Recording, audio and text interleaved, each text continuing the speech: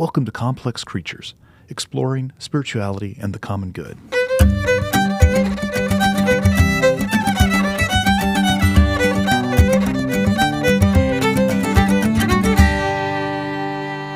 Welcome to Complex Creatures, a podcast where it is my job to talk about the tools of spirituality and how those tools are undervalued and underutilized in the modern contemporary world, about how we think about the public square, the nature of public discourse, and just general tools for how do we make our life and the good life alongside other people. My name is Jarrod Longbonds. I'm a pastor, theologian, and all interested party. I'm with my friend Alan, our producer, and we're going to talk to you a little bit today about intentional community as a spiritual tool. Hi, I'm Alan.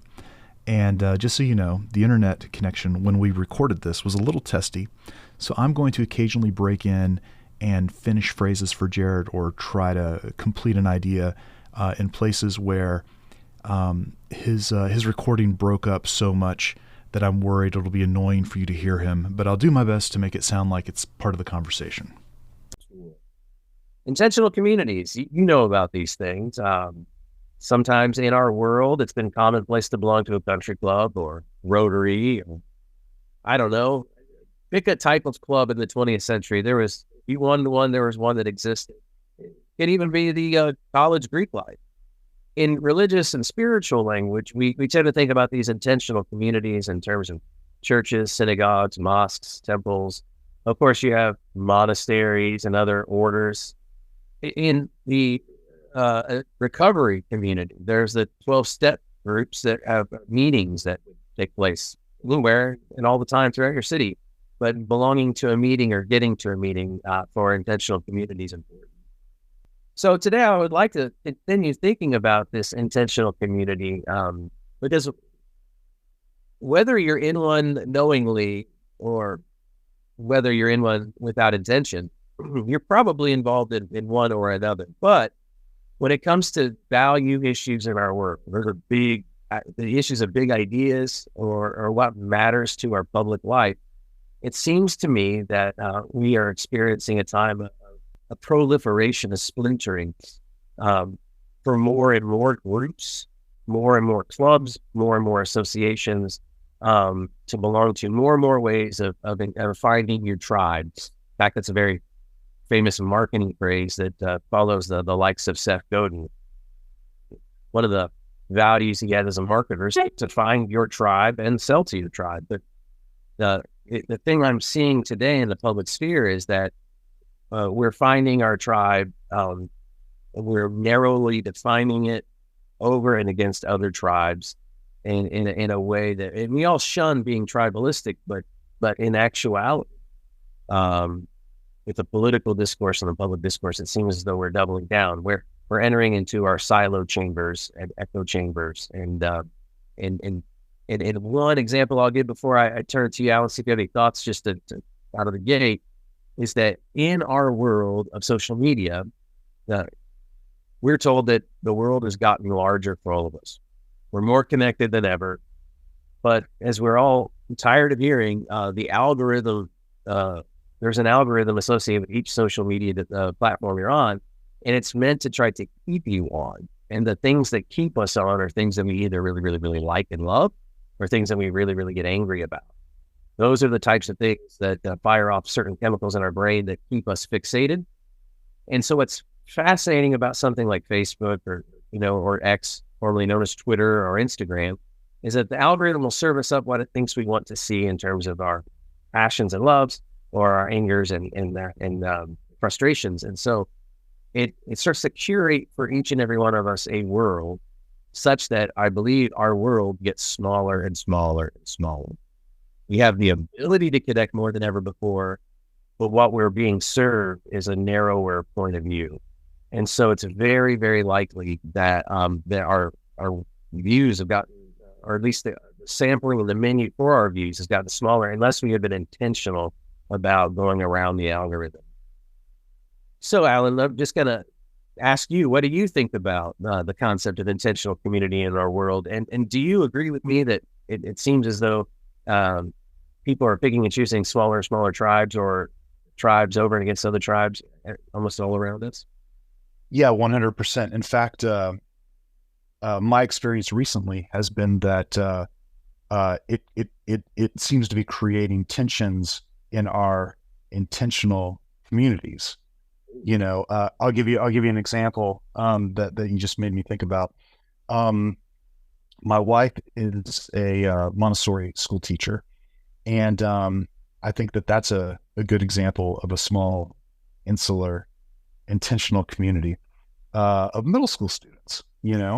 And because it's a Montessori school, for lack of a better descriptor, there are a lot of tree huggers that send their kids there. And let's not. I mean, I don't know if it's good of us to name names like that. And they're all awesome people. I mean, I blah blah blah. But there's in her classroom, there's one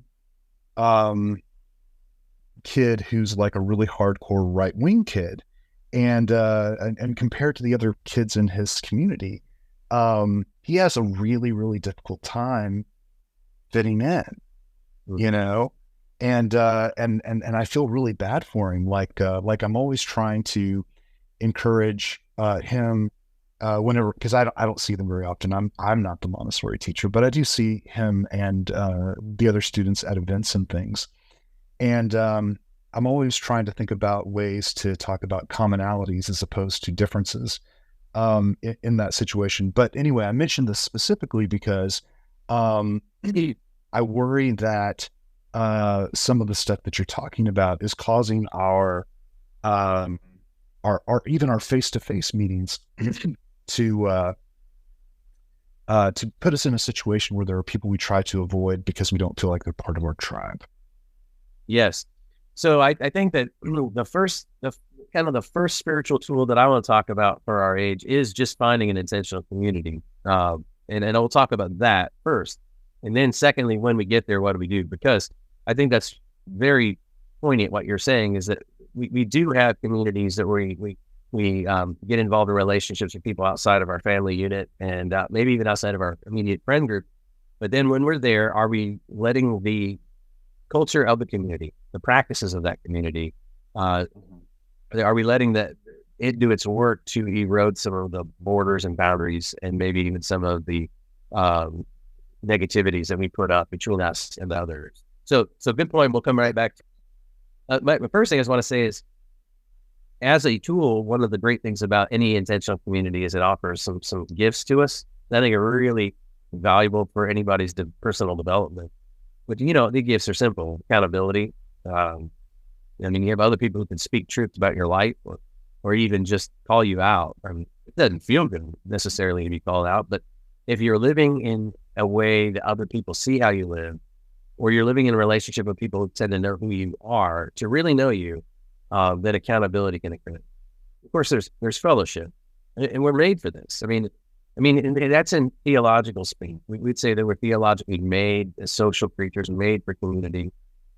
Biologically, that is how we evolved. We are by nature tribal. However, having the tribal politic or the tribal worldview does not work in a cosmopolitan world, in a world where our borders get bigger and bigger and bigger, further and further away, where my actions affect the actions of you across the world. So we have to break that down. All that to say, we are in some ways made and designed for community. We are a social animal, and we are a animal that works together. There's also shared growth. I mean, we all know of people going to gyms and joining things like CrossFit, which almost patterns a sort of religious community, that encouragement and solidarity to spur one another on to greater feats is very, very important. Intentional community can also be an antidote for our myopic, ego-driven, siloed, kind of small thinking, because the first point I like to say is it introduces into you the concept of what I call strange friendships. Strange friendships. That may sound like a harsh thing to say, but in strange friendships, what I mean is we are all born in a family. So we didn't choose our family, but we are born to people and we have whatever siblings we have whatever cousins we have, and aunts and uncles and so on. And that's just kind of there. That's given to us. And then we begin to make friends. And there's the old adage, friends are the family that you chose. And that's all lovely. But the truth is there are people that we just probably wouldn't seek out in our ordinary lives to be friends with. We don't share much in common. Maybe we have such a radically different background, we just communicate differently and it doesn't quite connect so easily. Or maybe there's a person who just, their personal style and habits drive you nuts. They just annoy you.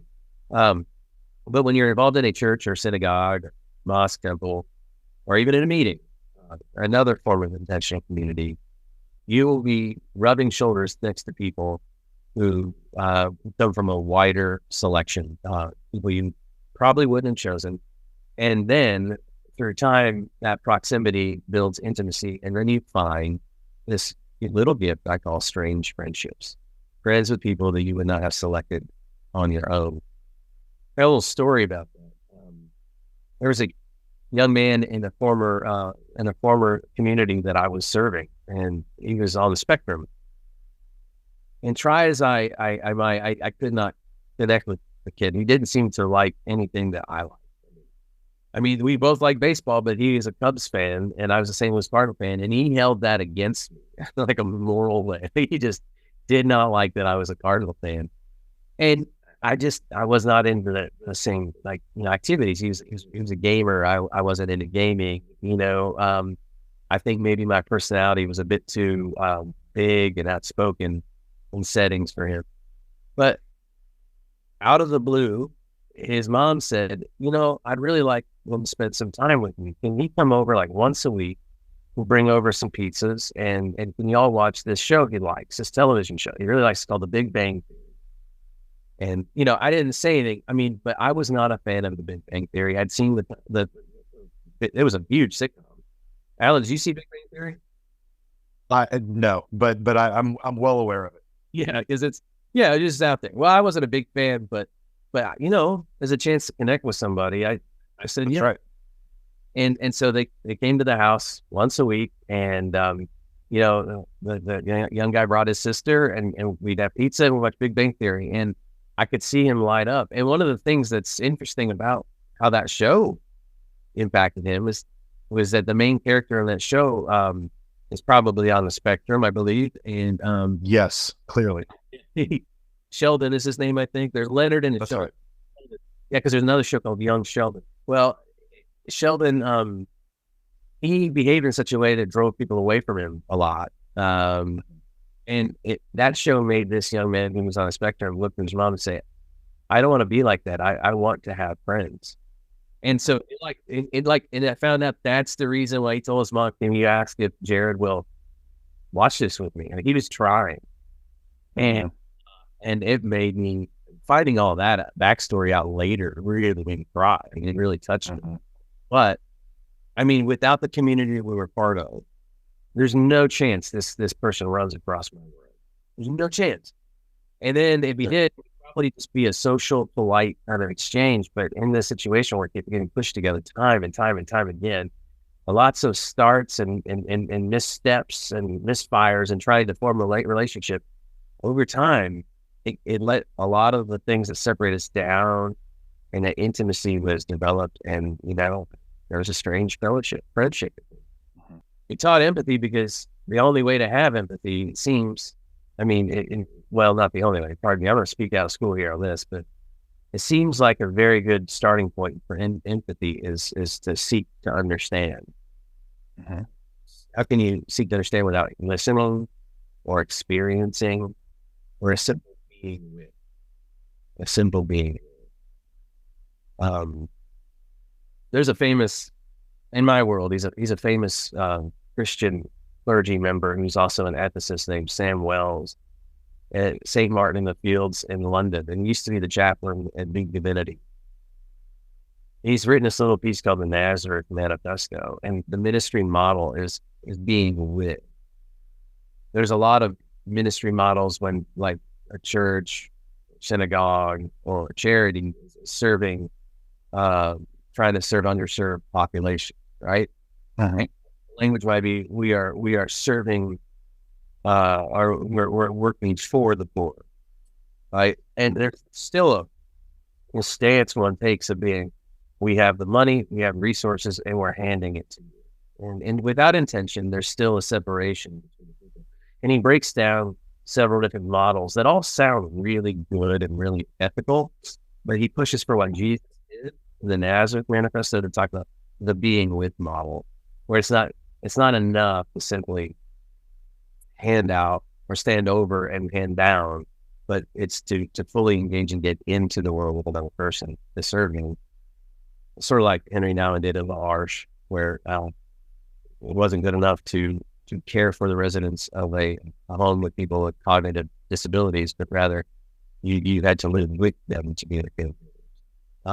So strange friendships can strengthen us by teaching empathy, and in that, there's something about how each friendship and relationship I've ever had, whether it's a strange one or a natural one, has taught me more about how to be myself. That's revealed things to me.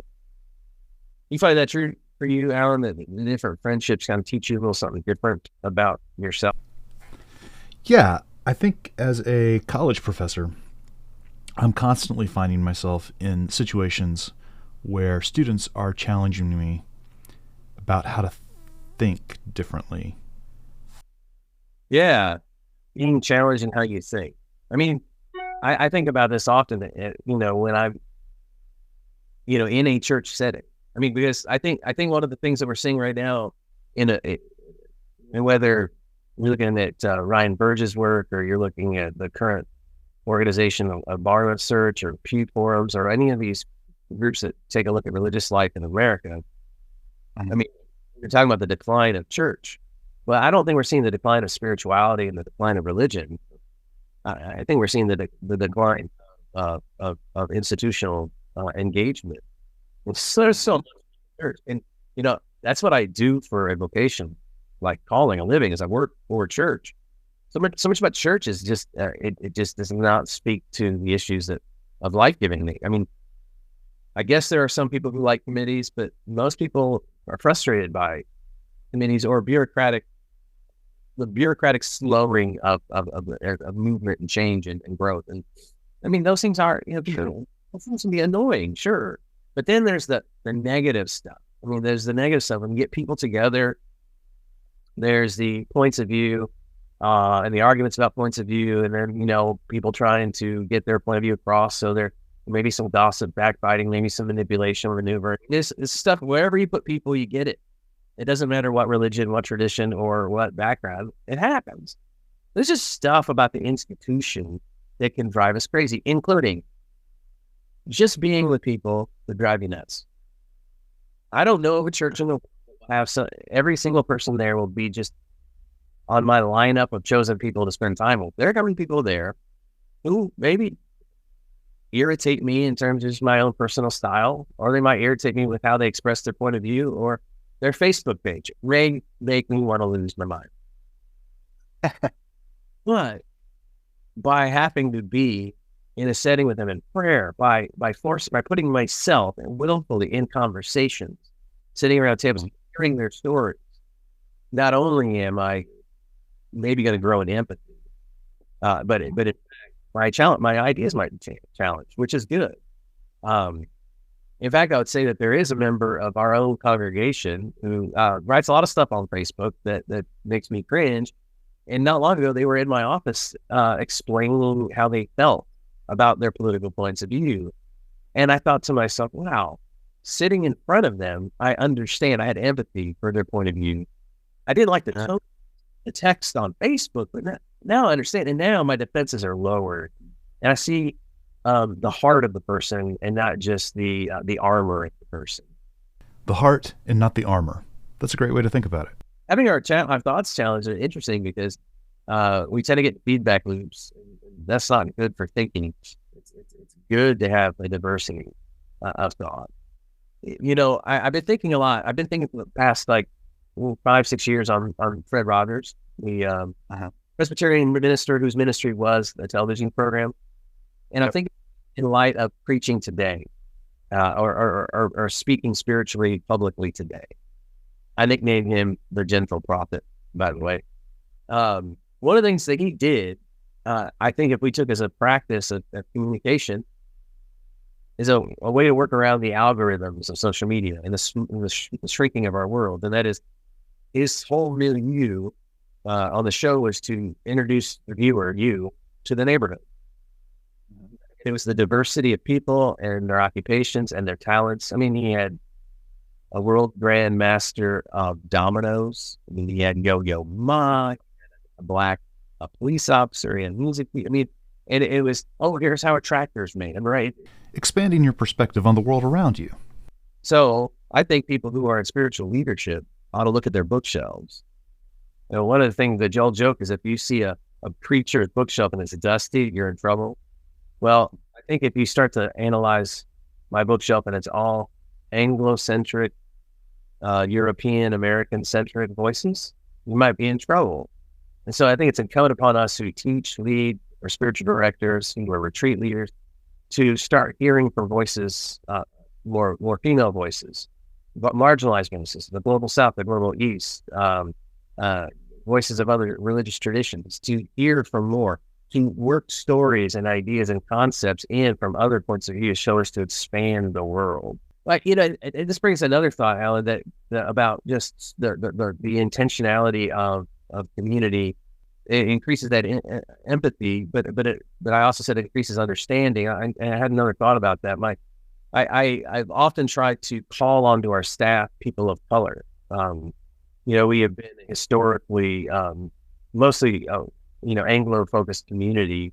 It's got some diversity in it, but you know, I really think it would be meaningful to expand the diversity of our staff leadership.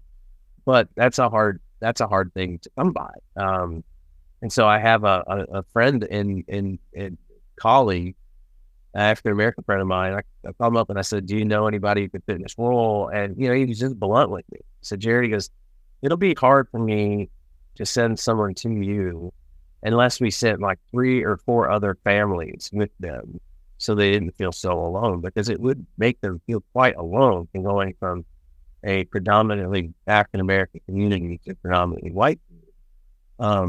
Sure. And if I tell that to people, if I report that back, I can see a group of people who don't understand it, who might even go, "Oh, well, come on," and reject it. I wasn't saying, "Oh, come on," and rejecting it, sitting looking him in the eyes. I can tell you that. And so what it made me do is go, "Well, why is that?" Which may sound like a silly question, because how often am I in a minority? And how often am I in a minority in a community that celebrates the most pivotal moments of life: birth, death, marriage, dedication to children, renewals of commitments. I heard story after story, and it just increased my understanding that my experience is not like my friends. And that increased my empathy, but it also made me more thoughtful. In intentional communities, whether they are formal like a church or less formal like a meeting, or even a gathering of friends that happens once a month over a book and some wine, you're liable to hear unique stories and interests and backgrounds. Just like I'm hearing from my African American friend or my friend who's on the spectrum, or just like I sit down with my politically person who's really to the left of me or to the right of me, who's really loud on Facebook. But in that community, there is a call to something called peace. And in that community, there's a call to at least in my community, a call to sitting around a table of bread and cup. And so there's a call of peace where you extend it, and there's a call of union, communion. So in that spiritual community, there is this call that's pushing me, despite difference and diversity and even disagreement. It's a call to something that's more foundational to our humanity. It's deeper. When you're outside of those traditional and spiritual religious communities, you still see it. the 12-step program has it has several values, 12 of them, that are also spiritual nature. And one of them is honesty. In fact, I read in the New York Times a piece, I wish I wrote down the name of the author, a piece the other day about, are we experiencing a religious kind of a moment in America, not of decline, but like a moment. And this person was referencing non-typical religious traditions, like the 12-step program, the recovery community, and how people have found a connection there because unlike their traditional church or synagogue, they found such unvarnished truth-telling that people were real. I do think that Father Richard Rohr, the Franciscan spiritual teacher, is right when he says that the 12-step method, the program, is the greatest gift that America has given to the world of spirituality. Wouldn't it be the case? And I think it's absolutely biblical, both in the Jewish texts and the Christian texts.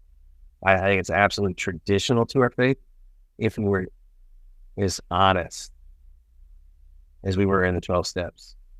I think the reason why we're not is because we take into our communities the image of ourselves that we want to promote in the world.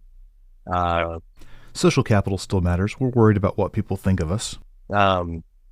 So it's not as though it's a panacea. Being in intentional community, you can still lie to yourself. You can still lie to others. But there's this honesty in 12 step.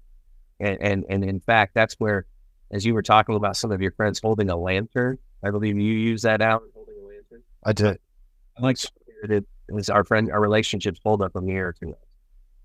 And the more intimate the relationship we have, the closer and the bigger and the clearer that mirror is. So my spouse has a mirror that's held right up in front of my face. And along the way, there's an image being reflected back to me in another person. And so intimacy itself is a risky thing for our egos, because when we have intimacy with another, we will receive a perception of ourselves. We will see ourselves back in the mirror in ways that can threaten that ego. It can threaten that self-projection that we want, that we think we're cultivating. It can call us to change. But in that, when we see who we really are, it's our opportunity to grow. Another part of the 12 steps is brotherly love. It's not enough to be honest. That can be rough. And sometimes being rough needs to happen. But it's not an honesty with judgment. It's an honesty without judgment. It's telling the truth for someone's benefit. We're all in the same boat. We're all in the same struggle. And I've got my thing. So it takes very seriously when Jesus says, before you talk about the speck, little brothers, I get the log out of your own. Of course, there's also service. Being a person of service, that's part of the 12 steps. And a place like an intentional community can teach you a area of service you wouldn't otherwise know about.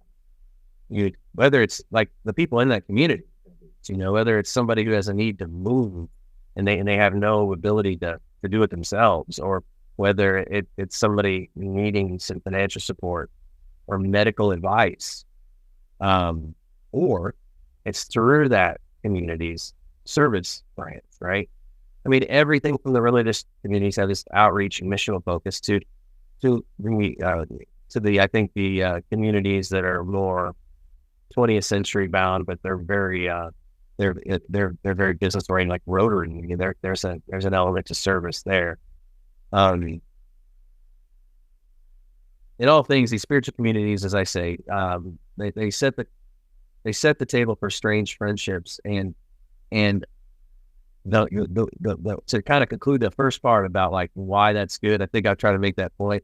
I think that if people were in more of these communities, and let me be very specific now and say, if people went to church without thinking about how people vote, because Pew Forum is telling us that people are saying they don't want to go to church with people who vote differently than them, right? Polarization, like I said at the beginning, is starting to filter into our intentional communities. But if we just committed to going to churches, synagogues, mosques, temples, if we chose our meeting that we needed to go to, not based on the financial characteristics of the people in that meeting,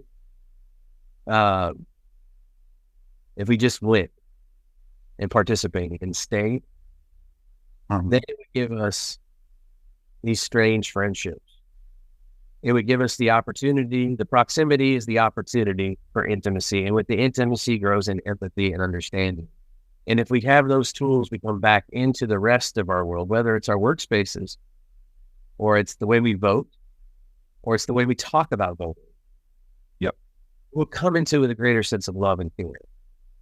I think that Michael Curry, who's the head of the Episcopal Church, he said we ought to vote as Christians. We ought to vote not for our interest, but for the interest of others. Now, I think that's absolutely 100% found in the Christian Scripture. I don't think that's even a debatable thing. However, I guarantee you, if I talked to 10 Christians on the street, it would be a very debated thing. But you can't even get to that idea if you're living in a siloed world, in a feedback chamber, and you're only indulging in your ideas. It takes knowing what the rest of the world goes through, even exposing yourself to know what the bigger picture should maybe look like. And I'm not saying you'll ever really know, but it should be part of the vocation of your life to know. I certainly think it would mean that we wouldn't first encounter each other as strangers and enemies, but as possible friends. Now, when we get there, this is the second part, Alan. When we get there, what do we do? How do we let those communities grow in us, shape us, knock down barriers, so that we don't, like you're at the school, having that one kid over there who can't express themselves, or they struggle because they have a different point of view than everyone else. What should we do? That's a tougher thing. I think it's really tough right now. I think it's because the way people have engaged, even faith and spirituality, has done it in a very consumerist way. I do hear the church shopping. Have you heard that one before? Church shopping. Oh, I feel like I live in the church shopper world as a as a communications guy. Yeah, so people are shopping. What are they looking for? They may have a list of things: a good kids program, good music program, and good. Who knows what good preaching is, right? People, these subjective things, right? I saw it during COVID. I remember being on calls with people during COVID, and I'd have people say, if you don't open the church today, we're going to leave the church. This had gone away from being a public crisis, becoming a political hot point. And then I had people say, if you open now, it will show me you didn't believe in science and you didn't care about the vulnerable, and we'll leave the church. It was like, I had those two phone calls back to back. Right. Not to feel bad about me. That's just no one was in an easy situation. But it's a real easy world for us to just pack up our toys and go home. And that consumerist model that we built our economy on, of products and better prices and better products and outdoing each other, it's infiltrated the way we think about the most important things like faith and spirituality. So I think it's a very challenging thing that we have to engage with. I think it means that we need to, on an individual level, I think it reminds us that the call that we all have is to kind of master ourselves. Let's start spiritually. Every spiritual tradition wants you to break yourself down and then to grow from that, to break down the old ego monsters, to break down the old gods, to knock everything down, and then to be rebuilt in new life. Like that, every tradition is about that in some way. It's about growth and renewal. But our founding fathers, and I think this is sadly missing today in our common language, the founding fathers all believe. When I say all, I mean like Madison, Adams, Jefferson, Hamilton, even as brash as he was, George Washington. They all wrote about things like, if we're going to self-govern, we have to first do self-mastery. Wow. Self-mastery before we can be good enough to self-govern. And it was an ideal to work towards. And you can read their journals and see that they worked toward it. They work toward it. They work toward it. What? I don't know why that's not part of America's DNA. I don't mean self-help here. I mean like trying to become virtuous. So I think there's a part of it's on us. We got to become better. I think if anything, whether it's a spiritual community or the voting box, we should be better than we are. We should work on ourselves. But then what happens in a lot of these intentional communities is they have baked in practices that are meant to challenge our sense of ego or individuality. In a Christian sense, there's this word liturgy. Liturgy, what do you think of when you hear that word, Alan? What comes to mind when you hear that word? A set of practices that repeat so that the people involved with it have a sense of reaching backwards in time. Whoa, that's a very good explanation. Some people, when they hear the word liturgy, they think of a more formal worship style, and they think that if they have a very like informal, contemporary, or whatever word you want to use, they think it's not liturgy. The word liturgy in Greek famously just means the work of the people. So anything you do in corporate worshiping sense is liturgy, anything. But I think that what you're saying is connotatively accurate. It is a set of practices that we do to help us reach maybe to the past, but also to the present and in the future. I mean, it's meant to form us. Liturgies aren't meant to entertain us. As entertaining as it may be, or as good as it feels to sing with other people, because it does. There's science and data behind that. Purpose. And as funny as a sermon may have been, or that is engaging, it's not meant simply to entertain. It's meant to form. And so we do these things as formative practices. So as I mentioned before, in many liturgies, there's the passing of the peace, where we actually extend the peace of Christ to each other. And all it requires of anybody is the intentionality of mind and heart to match the action we do. You can literally look one another in the eye and to say, peace be with you. It's a powerful thing if you genuinely do it with someone you're at odds with. Tom Long, who was a longtime professor at Candler, who was often put on Times lists, one of America's top 10 preachers. And he's a very, very incredible preacher. He tells a story about being a pastor of a church where there was a couple who were going through a separation, and they would not come to the church on the same Sunday.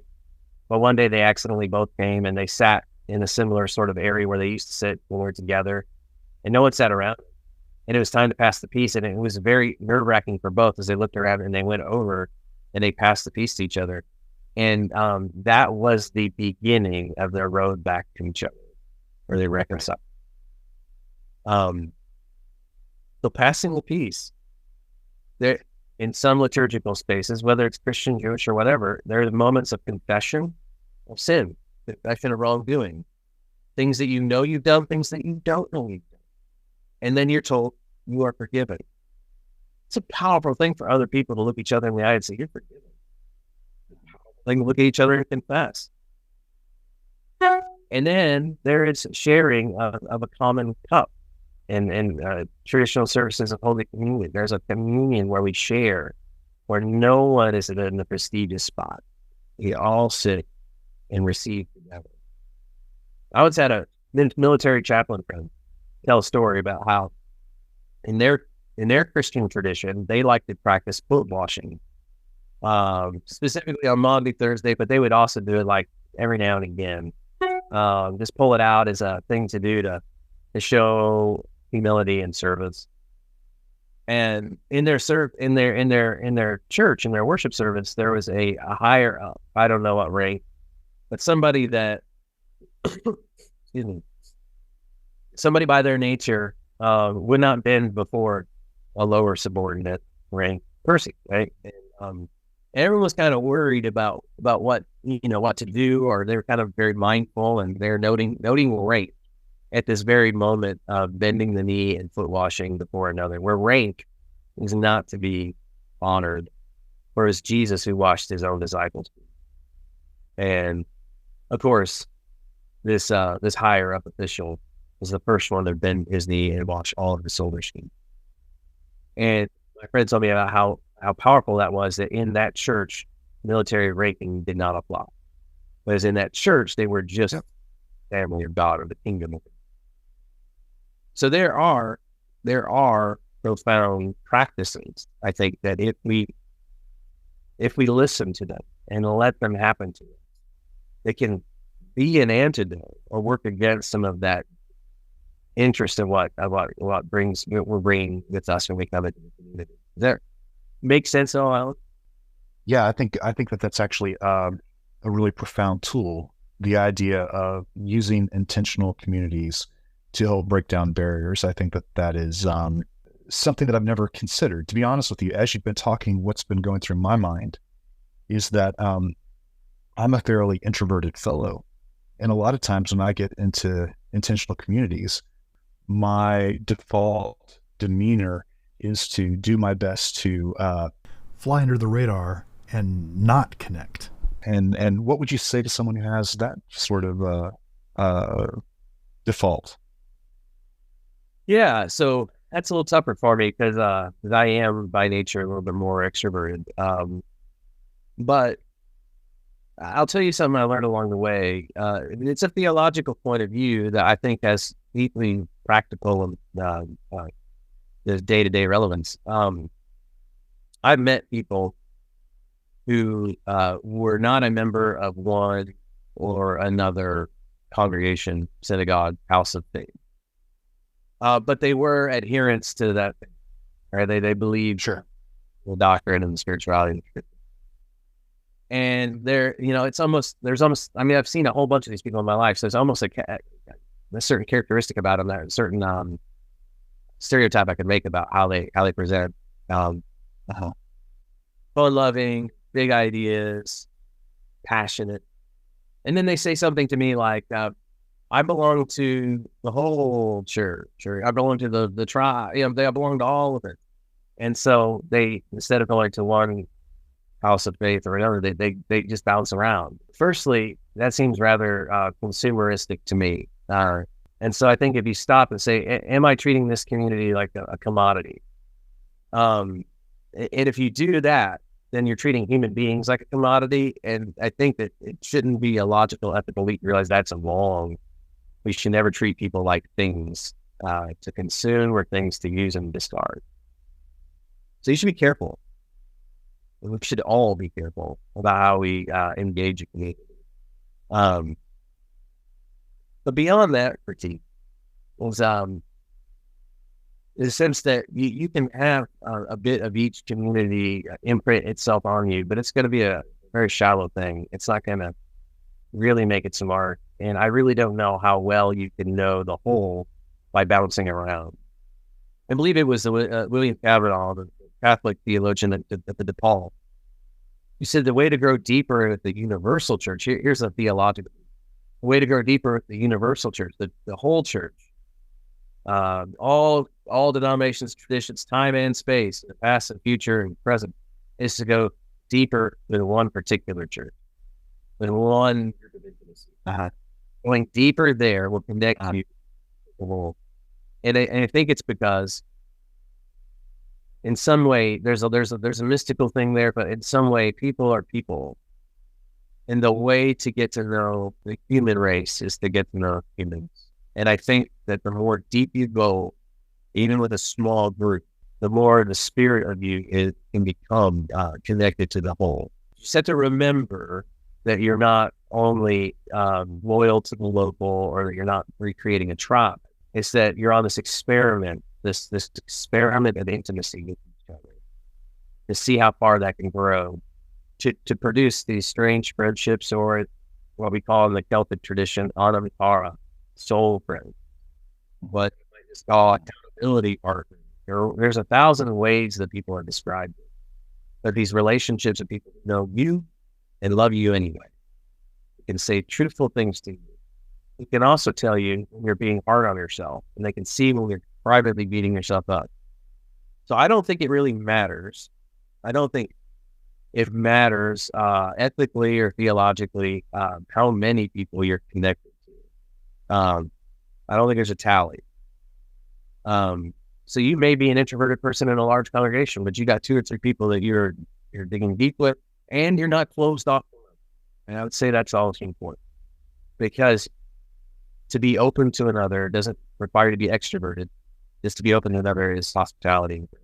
So I think that you would be fine doing that.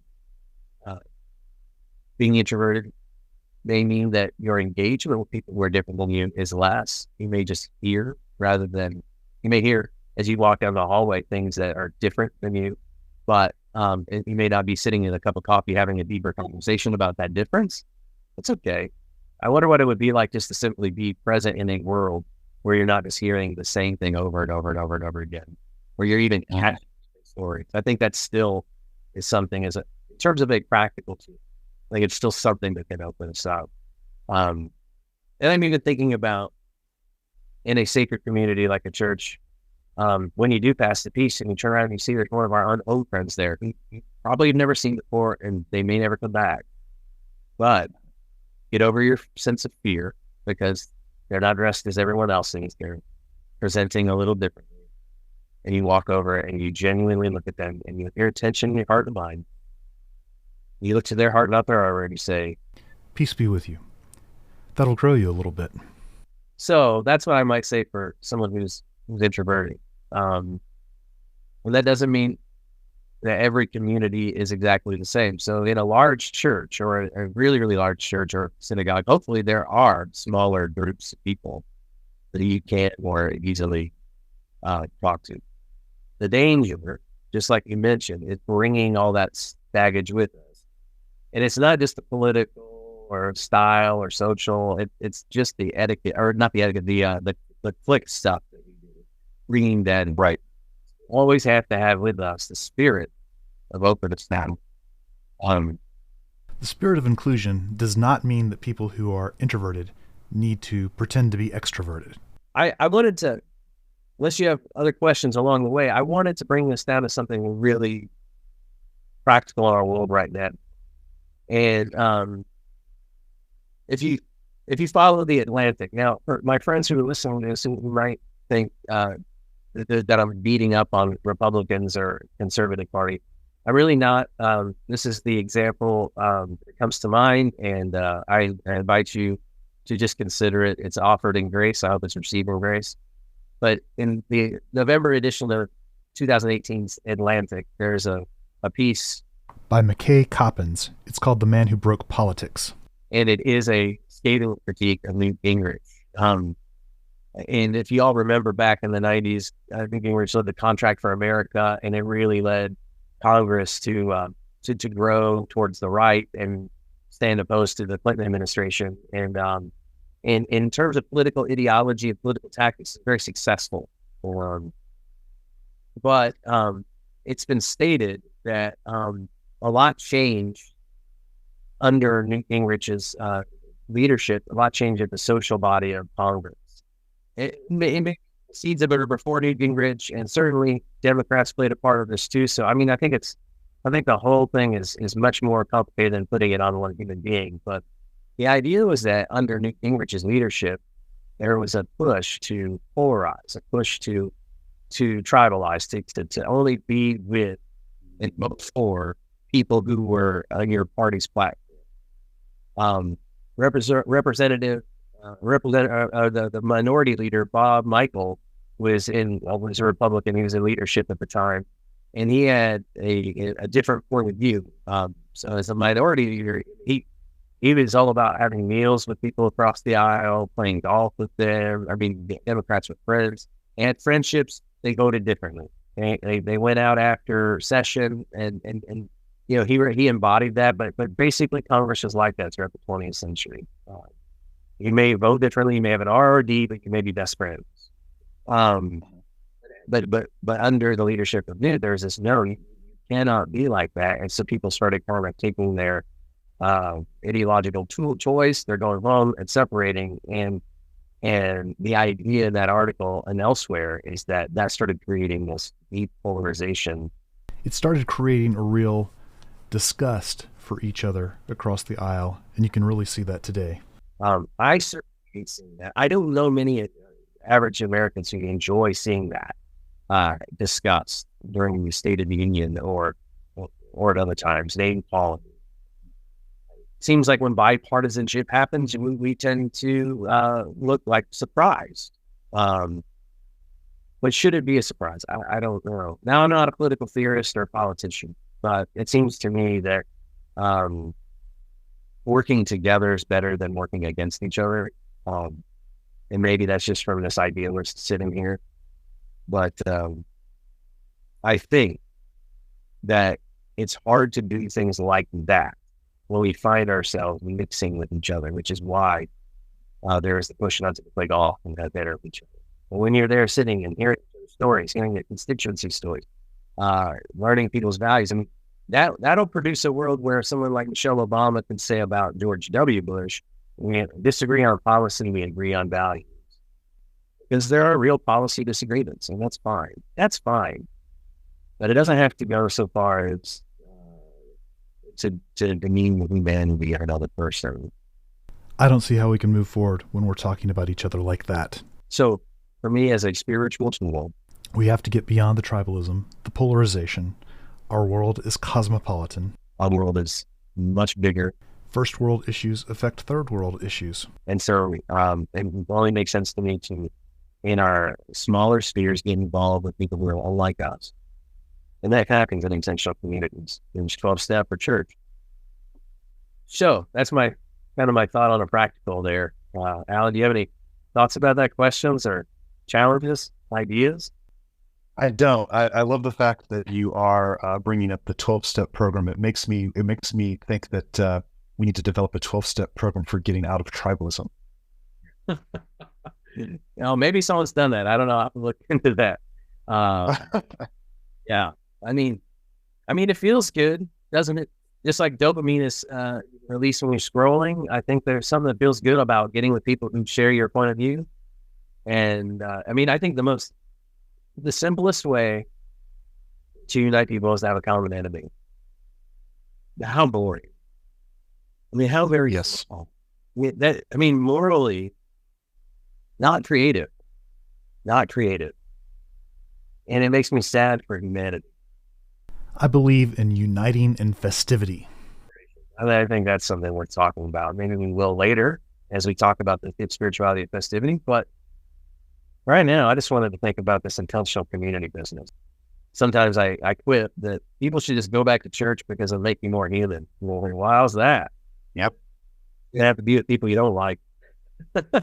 Yep. I love it. Well, sometimes we just choose who we do like and stay there.